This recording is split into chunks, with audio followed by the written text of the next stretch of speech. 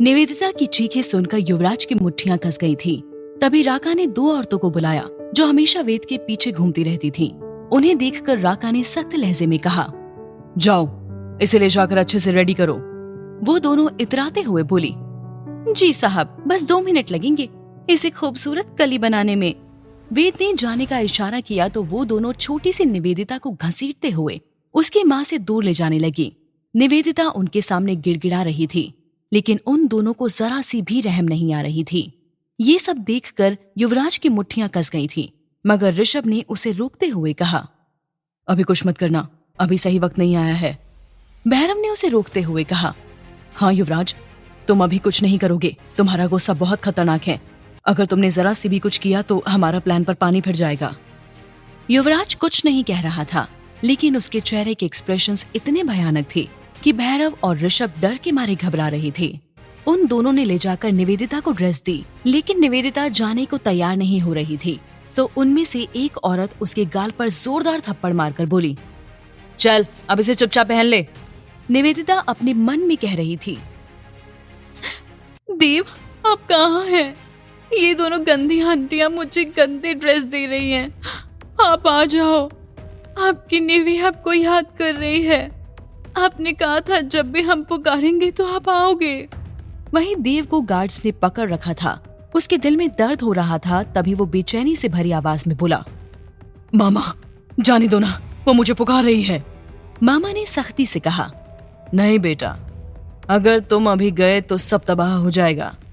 वो औरतें निवेदिता को रेडी करके ले आई। निवेदिता मात्र 17 साल की लड़की थी। वो अपने आप को उनसे छुड़ाने के लिए हाथ पैर मार रही थी।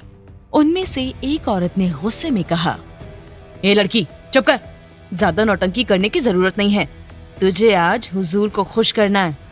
निवेदिता की माँ अपनी बच्ची को उस ड्रेस में देखकर रोते हुए बोली, कोई तो बचा लो हमारी बच्ची को, वो अभी बहुत छोटी है, उसकी जगह हमें ले चलिए, पर हमारी बेटी को छोड़ दीजिए। वेद ने चश्मा ऊपर करके उसकी माँ की ओर देखकर कहा, इस औरत को मार दो, वे बहुत बोल रही है। वो दोनों औरतें लड़की को वेद के सामने लेकर आई। निवेदिता डर के मारे अपने आप को पीछे खींच रही थी। वेद निवेदिता के पास जाने वाला था। तभी निवेदिता ने सोचा, ये राक्षस मुझे टच नहीं कर पाएगा। उसने हिम्मत करके अपना हाथ छुड़ाया और उसने जमीन पर पड़ा पत्थर उठाकर वेद के सिर पर दे दिया। फिर अपने पैरों के पास छिपा चाकू निकालकर, जो उसकी माँ ने उसे देते हुए कहा था कि अगर कभी ऐसी सिचुएशन आए तो मर जाना। निवेदिता ने नम आंखों से अपनी माँ की तरफ देखा तो माँ ने इशारा कर दिया। तभी निवेदिता आंखें बंद करके मन ही मन नफरत से बोली, आप झूठे हो, आप मेरे बुलाने पर भी नहीं आए, मैं आपको माफ नहीं करूंगी। ये कहकर उसने एक गहरी सांस ली और चाकू अपने पेट में घुसा लिया। निवेदिता दर्द में तड़पती हुई जमीन पर गिर गई। उसकी आंखें खुली रह गईं और आखिरी बार उसने जोर से चिल्लाते हुए कहा, देव। इस तरह छोटी सी निवेदिता ने अपनी आबरू बचा ली थी। अब उसे किसी से कोई गिला शिकवा नहीं था। उसकी सांसें थम चुकी थी। ये देखकर उसकी माँ गुस्से में चिल्लाते हुए बोली, अरे तू इंसान के रूप में शैतान है, मेरी बद्दुआ है, तुझे जो चाहेगा वो तुझे कभी नहीं मिलेगा। तू एक नंबर का वहशी इंसान है जो लड़कियों को अपना मोहरा बनाकर उनकी इज्जत लूटता है। तेरी ऐसी मौत होगी कि तेरा सिर काट कर काली माता रानी के चरणों में जा गिरेगा। बहुत जल्द तेरे जैसे रावण का अंत होगा। ये कहकर उसने भी अपनी कमर में छिपाए हुए चाकू से अपने पेट पर वार करके अपने आप को खत्म कर लिया। इस तरह वो दोनों माँ बेटी उस नर्क से आजाद हो गई। ये सब इतनी जल्दी में हुआ कि कोई उन दोनों को रोक भी नहीं पाया।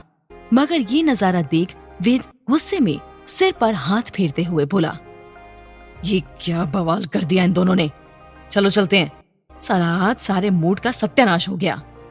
गाड़ी में बैठ उनका काफिला वहां से चला गया। उस वक्त युवराज को भैरव और ऋषभ ने पकड़ रखा था, क्योंकि युवराज गुस्से से उबल रहा था। वो अपने आप को छुड़ाने की कोशिश कर रहा था, लेकिन भैरव और ऋषभ ने उसे बहुत कसकर पकड़ रखा था। वेद और उसके गार्ड्स के जाने के बाद उन्होंने उसे छोड़ दिया। युवराज बिना घायल हुए ही घायल हो गया था। उसने आज जो नजारा देखा था वो उसे बर्दाश्त नहीं कर पा रहा था। युवराज हम दोनों को गुस्से भरी नजरों से देख रहा था। अब उन दोनों को उसे कुछ बोलने की हिम्मत नहीं हो रही थी।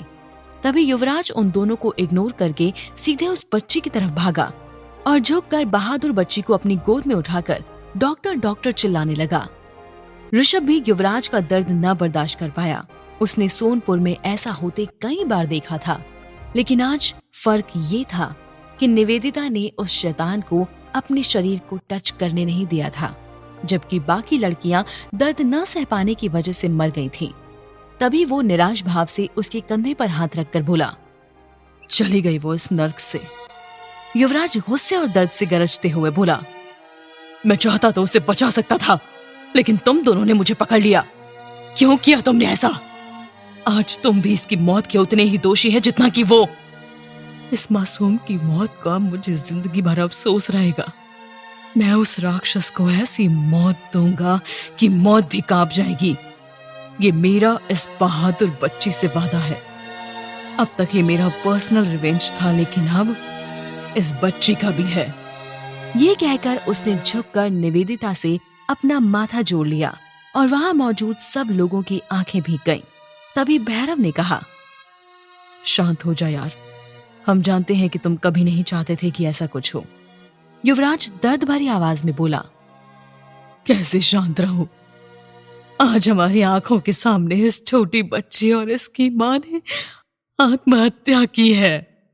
तभी एक बूढ़ा आदमी जो लाठी का सहारा लेकर चलता था, उसने कहा, अच्छा हुआ कि चली गई ये दोनों, नहीं तो जीते जी मर जाती उस प्यारी सी फूल जैसी बच्ची के साथ।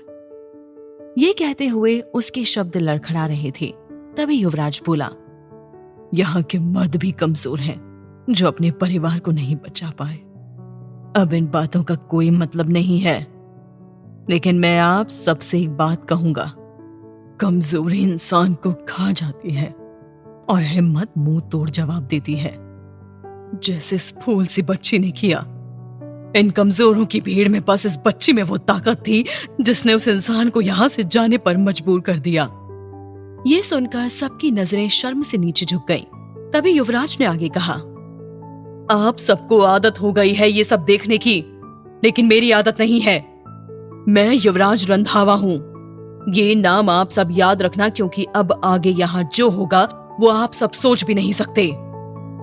थोड़ी देर बाद युवराज निवेदिता को लेकर कब्र के पास आया। वहीं भैरव उसकी मां को लेकर आया था। युवराज अब नम आंखों से निवेदिता को देख रहा था, जो अब नीली पड़ रही थी। तभी ऋषभ बोला, उसे जाने दे यार। युवराज ने नम आंखों से उसे देखा, फिर उसे कब्र में लिटाकर उसके ऊपर मिट्टी डालने के लिए अपना हाथ बढ़ाया तो उसके हाथ कांप रहे थे। मिट्टी से ढकने के बाद युवराज एक फूल की कली को कब्र पर रखकर बोला, तुम्हारी मौत को हम जाया नहीं जाने देंगे। ये कहकर उसने झुककर कब्र को चूम लिया। युवराज के सीने में अब तूफान चल रहा था। तभी भैरव ने ऋषभ से डरते हुए कहा, अब पता नहीं क्या होगा। ऋषभ कंफ्यूज होकर बोला, मतलब? भैरव ने कहा, युवराज के अंदर ज्वालामुखी पल रही है। जिस दिन वो बाहर आई इस दुनिया में तबाही आएगी। इधर देव की चीख कमरे में गूंज रही थी, जिसमें इतना दर्द था कि शब्दों से बयां करना कम पड़ जाएगा। अब तक निवेदिता की मौत की खबर पहुंच चुकी थी। वो जोरों से चिल्ला रहा था, मामा, वो चली गई मुझे छोड़कर, अब किसके लिए लड़ूं? वो मुझे बेसहारा कर गई। हम कभी माफ नहीं करेंगे आपको। वो आखिरी सांस तक हमें पुकार रही थी। मामा नम आंखों से बोले, मेरे बच्चे, हमें माफ कर दो। हम तुम्हारे गुनाहगार हैं, हमें सजा दो। देव ने दर्द भरी आवाज में कहा, अब मेरा कोई नहीं है। आपको पता है अपने प्यार को खोने का दर्द कैसा होता है? ऐसा लगता है दिल पर खंजर से सैकड़ों बार वार कर दिए गए हों। क्यों कोई अपनी जिंदगी से हार जाता है?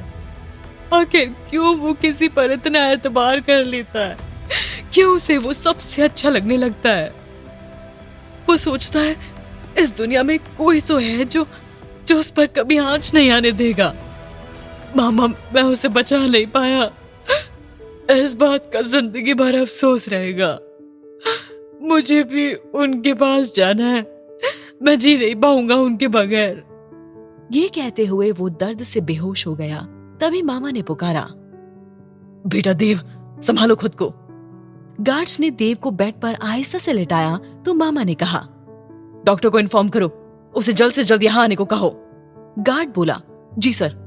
मामा बेड के सिरहाने बैठकर देव के बाल सहलाते हुए कह रहे थे, आज हमने अपने बेटे की खुशियों को खत्म कर दिया। उधर ऋषभ युवराज को समझा रहा था। अचानक युवराज ने उसे गले से लगा लिया और इमोशनल होकर बोला, कैसे रखें हिम्मत, दर्द होता है। हम भले ही बाहर से खुद को कैसे भी दिखाएं, लेकिन है तो इंसान ही जिसको दर्द होता है। हमारी भाभी हमारे आने का इंतजार कर रही है। हमारे भाई की अमानत इस दुनिया में आने वाली है। भैया ने जिसके लिए ढेर सारे सपने संजोए हैं, उन्होंने तो अपने बेटे का नाम भी सोच रखा था। उसने दूर होकर तारों की तरफ देखते हुए कहा, शौर्य। ऋषभ ने एक्साइटमेंट से पूछा, शौर्य? बहुत प्यारा नाम है। कहाँ है तुम्हारे भैया? युवराज ने दर्द भरी आवाज में कहा, वो अब नहीं है, हमें बेसहारा छोड़कर चले गए हैं। उनका बदला लेने के लिए ही हम यहाँ आए हैं। क्या युवराज ले पाएगा अपने भाई की मौत का बदला? क्या मोड़ लेगी एक खतरनाक गैंगस्टर और एक मासूम हसीना की ये अनोखी प्रेम कहानी? जानने के लिए सुनिए इस कहानी का अगला भाग सिर्फ प्रतिलिपि FM पर।